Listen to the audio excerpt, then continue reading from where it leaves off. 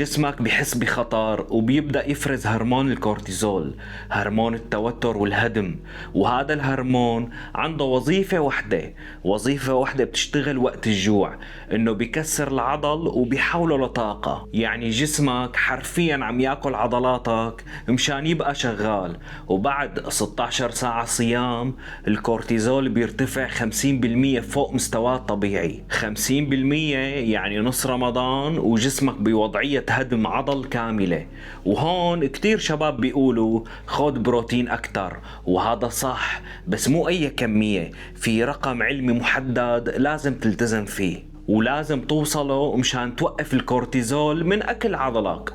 الرقم هو 2.2 جرام بروتين لكل كيلو من وزنك باليوم.